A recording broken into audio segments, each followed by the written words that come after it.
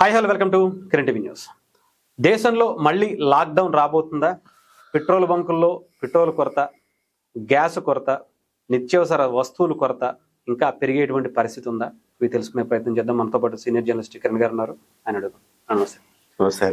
అన్న, మీరు చూస్తుండొచ్చు, petrol బంకుల్లో petrol లేదు, నో స్టాక్ బోర్డులు పెట్టి నిన్న నైట్ నుంచి ఒక రేంజ్ లో ఉంది హైదరాబాద్, తెలంగాణలో కూడా. ఏంటి అసలు ఏం జరగబోతుంది? నిన్న కూడా మనం మాట్లాడుకున్నాం ఈ అంశం మీద.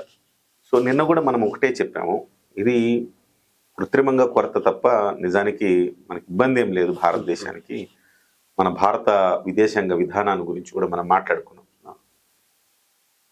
నరేంద్ర మోదీ గారు అన్నది ఏంటంటే, భవిష్యత్తులో ఇంకా యుద్ధం కొనసాగితే అన్ని పరిస్థితులకు సిద్ధంగా ఉండండి, పానిక్ అవ్వద్దని చెప్పాడు తప్ప ఈ రోజుకి వెళ్ళి నీ ట్యాంక్ ఫుల్ చేసుకోమని చెప్పాలి. ఎలా తయారైందంటే ఇవాళ ఉదయం నుంచి చూస్తున్నాం. ఇప్పుడు నువ్వు రావడానికి ఎంత ఇబ్బంది పడ్డావు. వెళ్తే ఏ పెట్రోల్ బంక్ దగ్గరైనా బారులు తీరున్నారు, ఒకటి ప్రజలు గమనించాలి, పానిక్ అవ్వద్దు. డెఫినెట్గా సరిపడా నిల్వలు ఉన్నాయి. ముఖ్యంగా మనం రోజు మన ఆఫీస్కి వెళ్ళేటప్పుడు 2 లీటర్లు కొట్టించుకున్నాం అనుకుని 2 కొట్టించుకోండి, అంతే తప్ప ట్యాంక్ ఫుల్ చేయించేసుకోవాలి, మొత్తం ఈ రోజే తీసుకోవాలి. కొంతమంది క్యాన్లతో పట్టుకెళ్ళిపోతా ఉన్నారు. ఇలా చేస్తే ఒక్కసారిగా కృత్రిమ కొరత రాదా? ఆటోమేటిక్ వస్తుంది కదా, కొరత వస్తుంది కదా. అందరు పట్టుకెళ్ళిపోయారు, అట్లా పట్టుకెళ్ళిపోయి దాచేసుకుంటే ఎట్లా? అది కరెక్ట్ కాదు అది.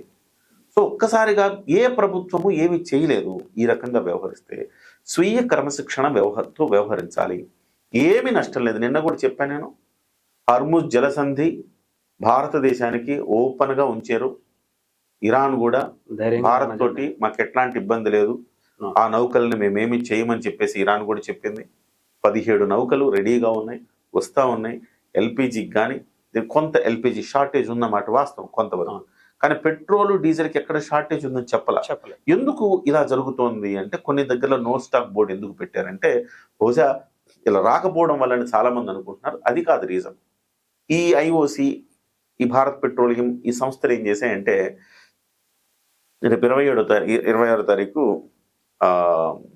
శ్రీరామనవమి, తర్వాత శనివారం వచ్చింది, ఆదివారం వచ్చింది, వరుసగా 3 రోజులు హాలిడేస్ వచ్చాయి.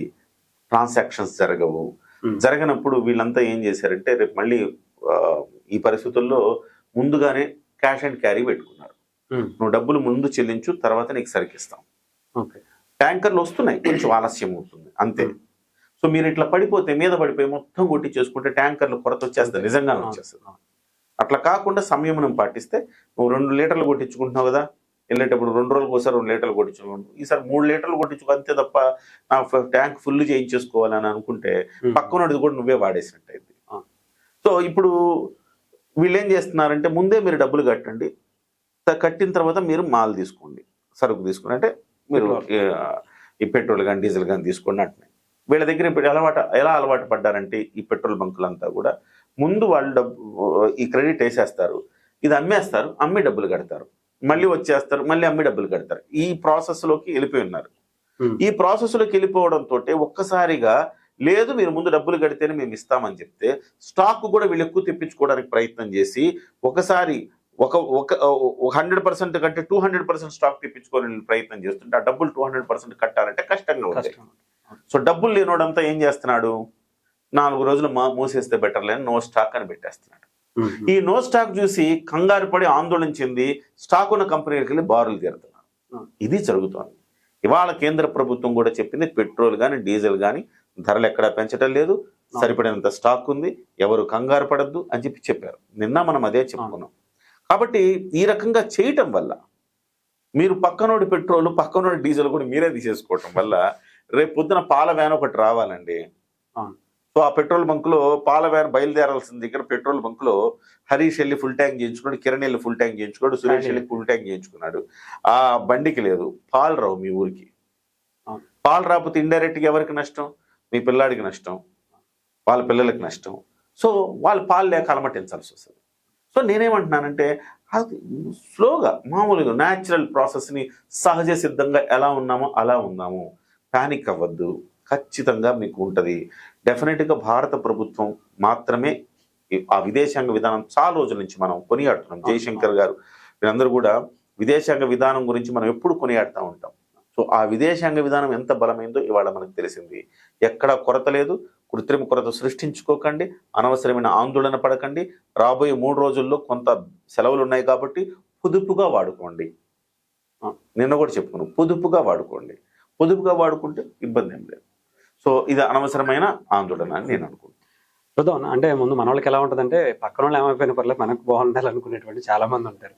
ముందు మనకి హ్యాపీగా ఉండాలి, మనకు పెట్రోల్ ఉందా లేదా అనేది చూసుకోవాలి. బండ్లో పట్టించుకోవాలి ఫుల్ ట్యాంక్, కార్లో ఫుల్ ట్యాంక్ చేయించుకోవాలి, మళ్ళీ ఇంకో క్యాన్ పెట్టేసుకోవాలి, ఇంటికి తీసుకుపోవాలా. మనం మరి ఎక్కడి నుంచి తేవాలా?